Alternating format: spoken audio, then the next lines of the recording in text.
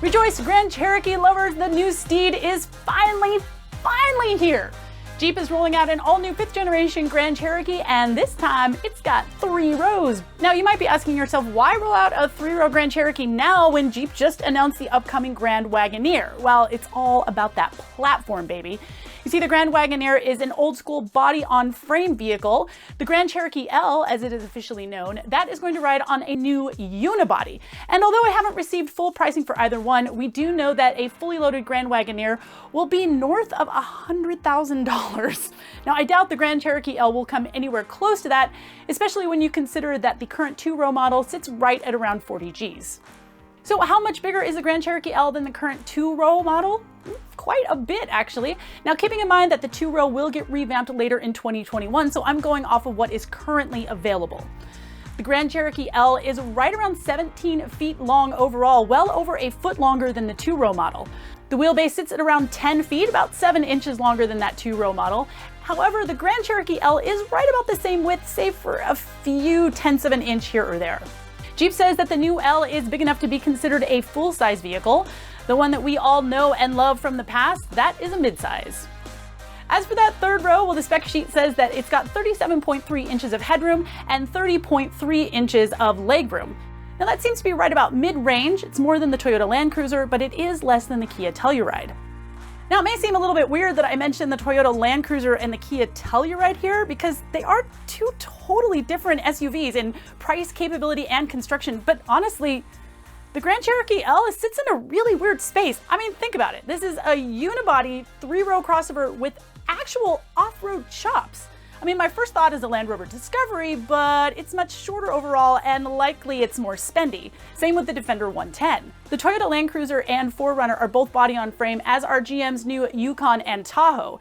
The Kia Telluride, well, that's a 3-row unibody crossover, but again, much shorter overall and isn't really positioned for off-road, although it did take 2nd place in this year's Rebelle Rally, so it ain't too shabby. The Ford Explorer comes closer in size, but again, it kind of suffers in the off-pavement department. Long story short here, if you are cross-shopping for a Grand Cherokee L, just prepared for a lot of weird comparos. All right, let's move on to looks. Now, even though this isn't a Wagoneer, the Grand Cherokee still takes a few design cues from Jeep's original luxury SUV. You'll see it in the long hood and cab, and the familiar 7-slot grille is actually tipped slightly forward, just like the old Wagoneer. And trapezoidal wheel arches? You got them, just like back in the good old days. Now, however many cues there are to the past on the outside of the Grand Cherokee L, on the inside it is all 2021. I'm talking about a 10.25-inch customizable gauge cluster, plus a 10.1-inch screen for the Uconnect 5 infotainment system. Wireless Apple CarPlay and Android Auto are here, as is wireless charging for 2 devices and a total of 12 USB-A and C ports. Heck, even Alexa Home to Car has shown up. There's also a trick new Uconnect feature that parents of small kids are gonna love. I mean, I guess, I don't know, I don't have kids. But hey, there is a 2nd-row camera with an infrared that lets you check on Junior and Angel even in the dark, so you can make sure they're being perfect little kids. Aww. Now, we've seen this before on the Pacifica minivan, but it's pretty cool to see the tech jump to other brands in the FCA portfolio. Just as importantly, the new interior looks a lot nicer than the aging cabin of today's model. It's even available with open-pore waxed walnut trim. I'm not sure exactly what that is, but I mean, it sounds nice. And with a stiffer new unibody, the rig should be a lot quieter too. If you're a sucker for a comfy seat, and I know I am, you will get available heated 1st and 2nd row seats and available massage. Oh my gosh, I love a massaging chair. Now, these are only back massages. There's no full seat massage, kind of a bummer, but hey, half a massage is better than no massage at all, am I right? And for those that hate swamp ass, ventilated 1st and 2nd row seats are also available. Now, Jeep is super excited about its new available driver assist systems. While hands-on automated driving using lane centering technology as well as adaptive cruise control may be new for the Grand Cherokee, this tech's been around for quite a while in other manufacturers' SUVs. However, the company says that the Grand Cherokee L will offer level 2 hands-free driving at all speeds and lane centering on approved roadways. Unfortunately, that last bit of tech won't arrive until the 2022 model year. In the meantime, Jeep will let you spec a rear camera mirror, color head-up display, Macintosh premium audio, and even a night vision camera, so those deer that run out in front of you on the mountain, they won't get the better of you. Now, I can't talk about Jeep without talking about off-road capabilities. I mean, sure, the Grand Cherokee L is not going to be any kind of a rock crawler, but still drivers have their choice of 3 4x4 systems, that come with a terrain management system, and there's even a quadra-lift air suspension. However, don't look for much to be new here. Buyers can still opt for the single-speed Quadra-Track 1 transfer case with full-time 4-wheel drive. Quadra-Track 2 adds a low gear, while the Quadra-Drive 2 gets all of the above plus an electronic limited slip differential. Now, I'm still a little bit leery about air suspension, but I can't deny its versatility, and the Detroit-built Grand Cherokee Longhair certainly gets some improvement with more range and quicker inflation and deflation times. Jeep also says that the improvements in the air suspension allow for almost an inch more of suspension travel, and more travel is always good. The standard ride height of the Grand Cherokee L is 8.5 inches, but the air suspension can bump that up to 10.9 inches and allow for 24 inches of waterfording.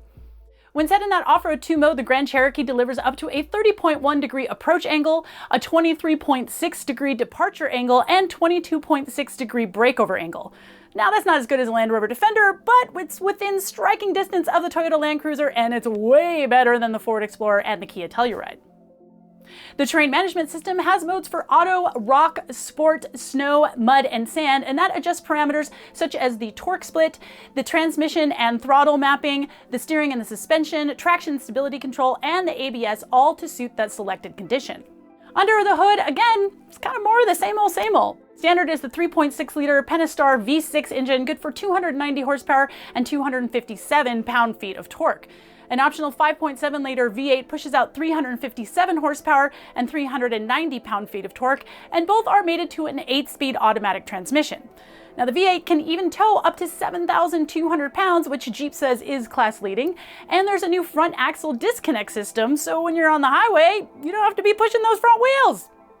Rear-wheel drive Jeep, baby! If payload is your jam, well, it varies by trim. A 4-wheel drive Summit with the V8 can only handle 1,200 pounds, but a 2 or 4-wheel drive Limited with a 3.6-liter, that can haul 1,410 pounds of gear. Now, you may notice that I didn't say anything about a 6.4-liter supercharged V8. That's because there's no Trackhawk. I know, it's kind of a bummer, right? There isn't even a Trailhawk trim, you guys, at least not yet.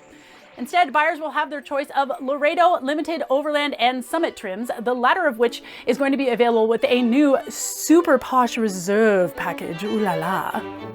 Now, we don't have any word on pricing, but the 2021 Jeep Grand Cherokee L will arrive in the second quarter of this year. Its all-new 2-row companion will show up later in the year, as well as a 4xe electrified plug-in hybrid version. Pretty sweet. Now, I'm stoked to see a 3-row Grand Cherokee and some of its new user-friendly tech. However, I'm a little disappointed to just see virtually no improvements in the off-road capability or in the powertrains. I mean, I will of course reserve judgment until I drive it, but on first glance, the Grand Cherokee L looks to be a solid, if evolutionary, step forward. But who knows? Maybe the 2-row Grand Cherokee non-L model is going to have some off-road party tricks up its sleeve when it shows up.